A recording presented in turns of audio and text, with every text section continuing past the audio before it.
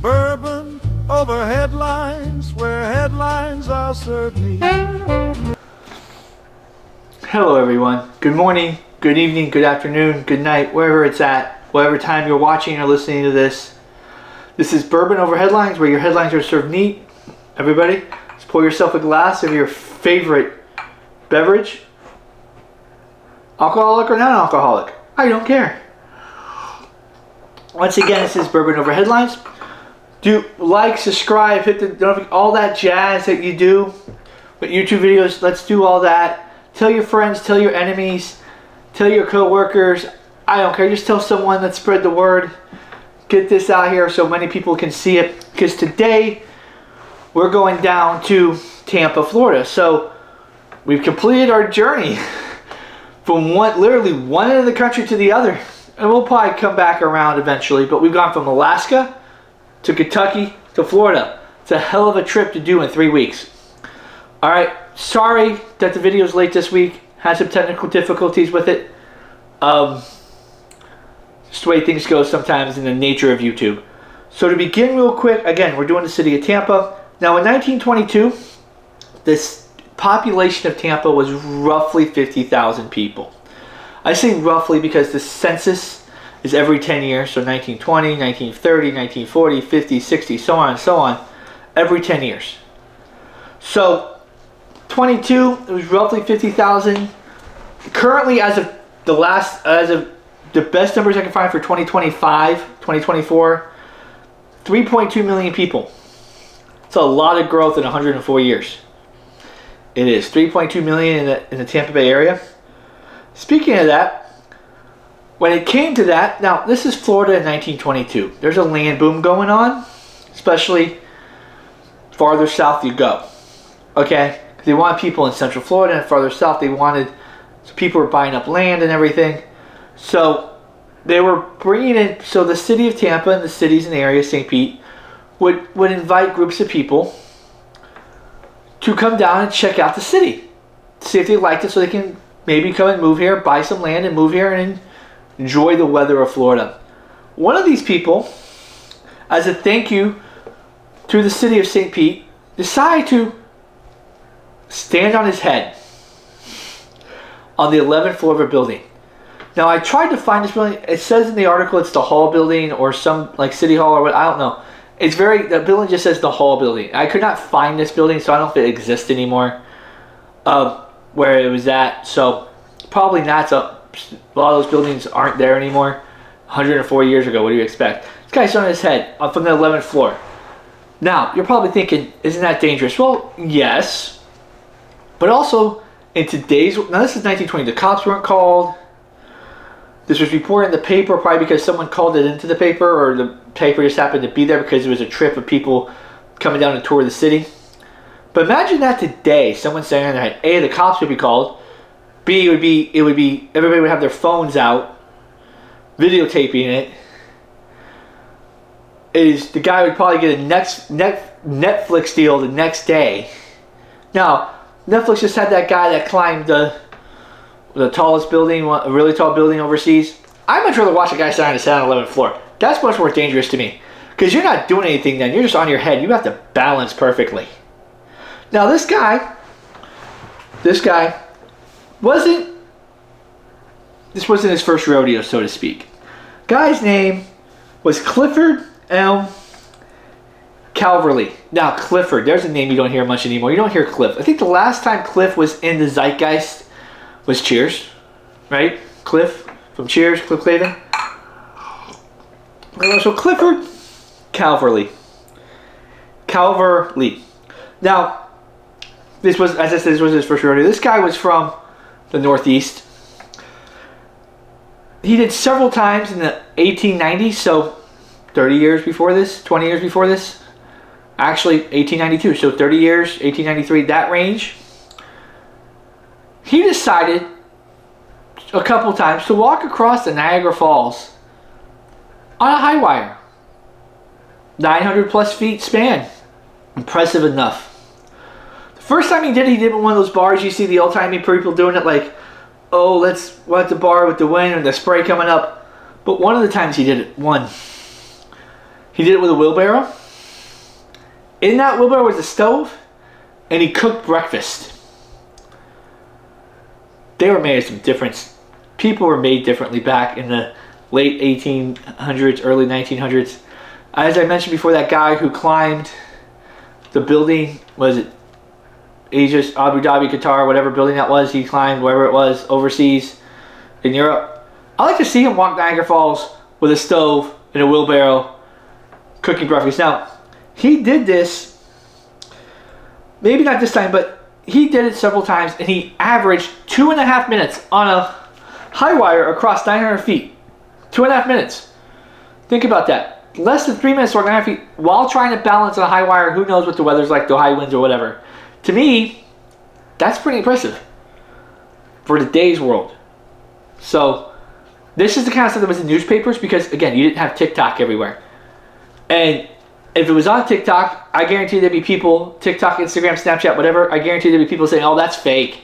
There's no way a guy's walking across the Niagara Falls with a wheelbarrow cooking breakfast on a stove. That's fake. That's got to be AI. You put something in there. No, this guy really did it. It's in papers. It's documented. Now, Clifford had a long life. He died at 76 years old. He was born in 1870 and died in 1946. So, towards the end, so what is it, 70, so 30, 50, 52 years old. He's standing on his head, 11 stories up. How many of you, not even in your 50s, let's say your 30s or your 20s, are staying in your head in your own house in perfect conditions, much less on the 11th floor in a town you don't know? It's impressive. Speaking of 1922, and the reason why this made the newspaper, because radio was in its infancy. So we all know about radio. I'm sure we turn on our little dial on the radio, but the heyday of radio, where you got your news from the radio, besides the newspaper, the president, Roosevelt was famous for his fireside chats during his presidency. That was the 30s and the 40s. That was the golden age of radio. You had program after program. You had Dragnet, Perry Mason, Ellery Queen, all the soap operas, your General Hospital, your Guiding Light, you had Sherlock Holmes. All that was on the radio. It was a golden age of radio. That happened in the 30s and the 40s. This is the beginning of basically commercial radio. So this would be the beginning of your classic rock stations or whatever. It won't be classic rock, but your 93.3, your pop stations, your Billboard 100, all that. Speaking of that, so this is 1922, the same year that Florida, Tampa, got the first commercial licensed, officially licensed radio station in the state of Florida. One of the earliest. So I was doing some research, and it turns out that 1920 was the first station that officially got a license, commercial license, and it was in Pittsburgh of all places. It was KDAD, I think, KDKA in 1920. Okay, now let's put this in comparison. Everyone here knows NBC, right? NBC. Okay, it got its radio license in 1922 also. So NBC, a network, started in, got a radio license, now it's got the TV license. It's essentially the same license, they just moved mediums in 1922. So it's the same age as the radio station in Florida, which by the way is WDAE. It's still around today. It's still broadcasting. Today's a sports station, which it's an AM station, it's a sports station. 500 watts back then. That was a lot of power back then, 500 watts. So you can listen to that all over the area. Now, ABC, which we all know ABC, got their license in 1921. Now, that's WABC, WNBC, WDAE. Now, the Pittsburgh one is KDKA. Normally, when we put K in front of a radio station, it's a West Coast station. But that wasn't the official standard until 1928. Okay? So, if you're ever traveling across the country or you're ever on the internet watching, tune in, listen to whatever, you can get iHeart, you can get stations all over the country. Anything that has a K in front of it right now, unless it's one of these really early ones, is west of the Mississippi. If it's a W, it's east of the Mississippi. That's how it works now. So any new radio stations that come out, it's going to be, if it's west of the Mississippi, it's going to have a K as its first call letter. And then if it's east, it's going to have W. That's just, 1920 was officially when it was done. It was sort of done before that. About 1923, 24, they started doing that when it became bigger. Just so that people knew where you're at, what station. They weren't trying to find WNBC in California. It wasn't going to happen. But there might be a KNBC in California. That's how they differentiated that. Also, speaking of 500 watts being traveling around the area, Tampa Bay, as we know, is a body of water. I don't know if you know, but if you look at a map of Florida, okay, so Tampa's on the west coast. You have sort of that thing that looks like, when you go down, you come down the Panhandle, come up that thing that looks like it's just hanging out there, and it goes up and around, it comes back around, and goes out to the Keys. Well, that little tip, whatever you want to call it, that thumb, it looks like a thumb to me, coming out, that's, that inlet right there, that's Tampa Bay. So the one side that we see that sticks out, that's St. Pete, that's Pinellas County, that's Clearwater, that's all that. The other, you cross it, you go to Tampa. So in 1922, they built the first bridge across the bay. So before this, it was 50 miles to get from Tampa to St. Pete. This bridge, the Gandybridge, started, it didn't open officially until 1924, but they started building it in 1922. So it took 2 years to build it. Of course, across the bay back in the 20s, that would be about right. It was developed by George B. Gandy, hence the name, the Gandy Bridge. As I said, it reduced the rate, they reduced the mileage from 50 to 19. So it's 19 miles across the bridge instead of going around and going 50 miles. Even back in 1922 with Model Ts and stuff, I'm sure that was a tremendous help to do anything. Even today, now that's the first bridge over. They've had other bridges. They have the Howard Franklin, the Courtney Campbell Causeway. They have the Sunside Skyway. All those were built various times. The Gandy Bridge that's there today is not the original Gandy Bridge. They've rebuilt it, updated it. I think they're on the third iteration of the Gandy, as of course traffic has gotten more and more people. As I said, it went from 50,000 to 3.2 million in 104 years. They've had to expand the bridge. Okay. Also, sure we all know this is Florida. A lot of people come down to Florida for whatever, for winter snow. We have a term in Florida, I don't know if you're familiar, it's called snowbirds. It's people who come from up north, come down for the winter, stay for the winter, and go back up north. Well, that's been going on for a century, because President Harding, president elected in 1920, came down in 1922 to actually St. Augustine. It wasn't Tampa. But the reason why this was in the Tampa paper was two reasons. A, it's the president in your home, in the state the paper resides in. And two, the writer of the article was hoping that Harding would come to Tampa, check out Tampa, and maybe in the future. Sadly, there wasn't much of a future for Harding. He died in office shortly after his late 1922, early 1923. He died, so he didn't get a chance to come back down and check out Tampa. Harding was part of what used to be the 20-year curse for presidents. Now, if you're not a history person, 20-year curse, I believe, started in 1840. Okay, and every 20 years, if you were elected on the zero, so 1840, 1860, 1880, 1900, 1920, 1940, 1960, 1980. Now, 1840, it could be 1820, but I think it was 1840 was the first one. 1840 through 1960, every president that was elected, as I said, every 20 years on the zeros, died. 1980, the president was shot, but didn't die. That was Reagan. And then, of course, 2000, nothing happened, no assassination, that president died in office, and now 2020, that president hasn't died in office. So the curse is officially broken. If there ever was a curse, it just might be coincidences that every 20 years those guys, people. And if you think about, presidents are usually older. I don't know if you know this, but in order to be president, two things have to happen. One, you have to be a natural born citizen in the U.S., and two, you have to be 35 or older, which doesn't sound like a lot today, but you remember 1920, 1930s, the average lifespan was what? 60? 55, 60, 65? So over 35, you've lived half your life. You're on the tail end of that. Now we have presidents, the current president's late 70s, probably going to be 80 when the term ends, over 80, if I'm correct. Yeah, he's going to be at least 80 when he comes out of office this time. So that's oldest president we've had. So sadly, Harding, we didn't know what Harding would do. He died shortly after this, but it just highlights the fact that the current president has a residence in Florida. So we all know what it is. I'm not going to name it. I'm not going to get too much into politics into this, okay? I'm just saying that presidents have been coming down to Florida for centuries, whether it's just a winter and whether they own the property or they stay somewhere else. Because you remember in 1920, Camp David wasn't around yet. That was, I think, later. That was very late. That was the 50s or 60s where they did Camp David. President would go on vacation in Camp David. Obama, if you remember Obama, he went to Hawaii occasionally.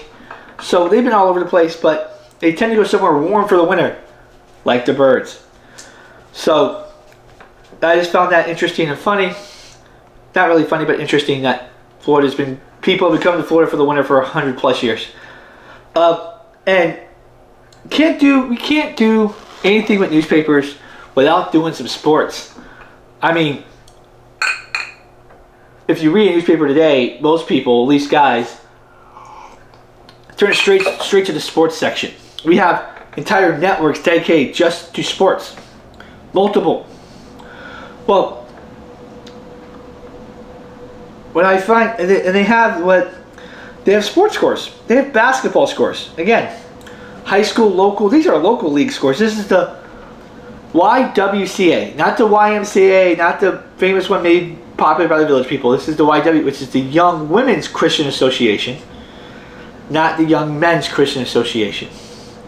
That's what that stands for. If you didn't know what YM or YWCA, it's Young Women's / Men's Christian Association. Back then, you could actually stay there for a couple nights.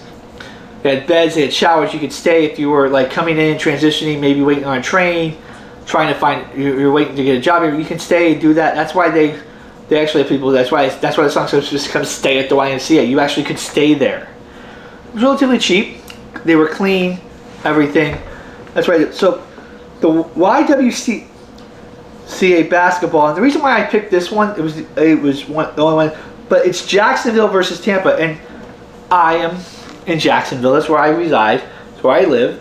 So Jacksonville versus Tampa. 40-24, I believe the Jacksonville team won. They did. But the way they worded this article, and I love the way some of these articles are written, they used a term that I've never heard before while describing the way this is, and that term is a terrible supremacy. That sounds like a term you use for like war or some like high. That sounds like something Tolstoy would use in War and Peace. Terrible supremacy. Have you ever heard that in just every day in a newspaper article or someone on YouTube? Man, that team, man, they had a terrible supremacy. They were terribly. That was a terrible supremacy. Sounds like something Barkley would say, or Shaq. Terrible supremacy. Barkley, terrible supremacy. That was terrible. They were supremacists. Sounds like that, but no. It actually is a really interesting descriptor of how dominant the team was. I just find it very interesting how they did a turn of phrase. They didn't use like I don't think there might be like in it, but it's not used every 5 seconds like sometimes in common vernacular today. So that's interesting the way they did that. Also, again, bowling scores. There were bowling scores in the paper. Some local league, just local bowling scores in the paper. It's interesting, just local bowling scores. I think the article said that 180, the winning score was 180 for the league. It was an upset. I don't remember the team's names. But I bowl. I think we all bowl, but we don't expect our scores if we're in a league to be published in the paper the next day. don't think we expected to be published at the bowling alley the next day.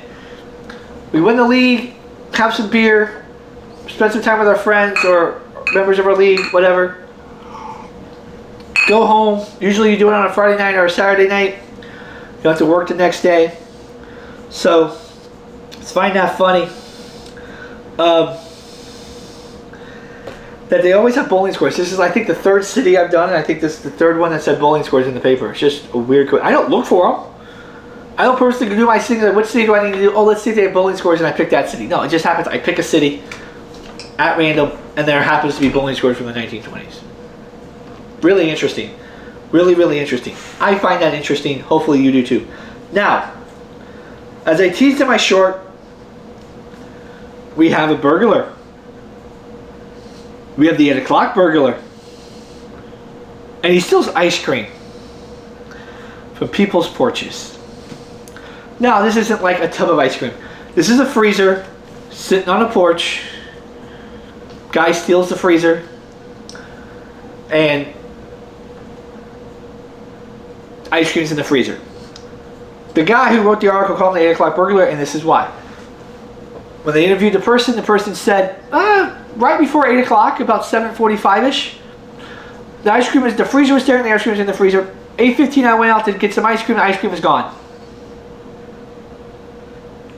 Basically, it's like I was outside, the freezer was on the porch, 7:45, I went back, I want some ice cream at 8:15, freezer was gone. So, roughly around 8 o'clock, that's right in the middle of 7:45 and 8:15, burglar. Now, I checked the next week, the next day, couple months into it. I didn't find anything that they caught this guy. I didn't see anything else in relation to the 8 o'clock burglar. I think this was a turn of phrase this guy did because of the time, which shows that journalists have been naming thieves for years and generations. This is 1922. We had Jack the Ripper, but that's what he did. This is the 8 o'clock burglar. They've been doing this for generations and centuries. They've been naming guys, whether they do one crime or they do horrific crimes. Just way journalists have to get you to read the paper or get you to listen to whatever they're doing if they're on radio. Have to call them something to get you to look at that. Ice cream vanishes. 8 o'clock burglar.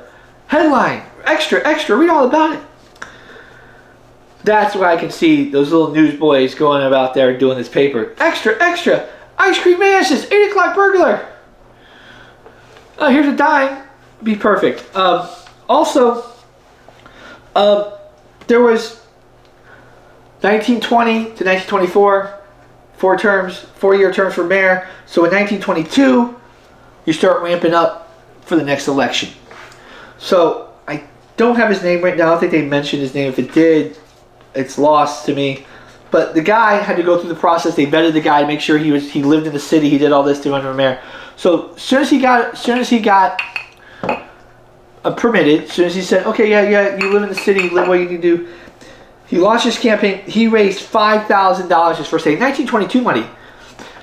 Inflation calculator, I think that's roughly $60,000. Correct me if I'm wrong. It could be more. To be honest, I think it's roughly $60,000 today, which doesn't sound like a lot, but if you're a mayor of a city with 50,000 people and you're raising $60,000, that's more than $1 a person. That's a decent haul. It quite is. It is a decent haul. So that's all I have for you today. Let's see. Yeah, it looks like that's all I have in my notes. So hope you guys enjoyed our little visit to Tampa. Some headlines that we got going on. Try to find something interesting, different things. Like last week I told you about how much home costs. This week I told you about a guy standing on his head. Trying to find common themes. Like apparently bowling scores were a common theme in the 20s throughout the entire country. Who knew? Okay. Oh, there was one more. I think, is that my notes about,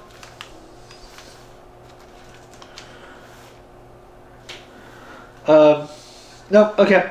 Maybe that was last week. I think last week was about teachers wanting more pay. Whatever. Basically, teachers want more pay. They want more pay in 1922. They want more pay now. Again, I'm not getting into politics. It's just articles in the paper I've seen in different cities about teachers wanting more pay It's been going on for 100+ years. I don't know what to do about it. I really don't. I'm not here to do that. I'm just here to entertain you, drink some bourbon, and tell you what's going on in the world through newspapers in the 1920s and surrounding decades. So, let's raise a glass. Remember, drink responsibly and be neat while you're doing it. This is Bourbon and Headlines. Until next time, your headlines are served neat.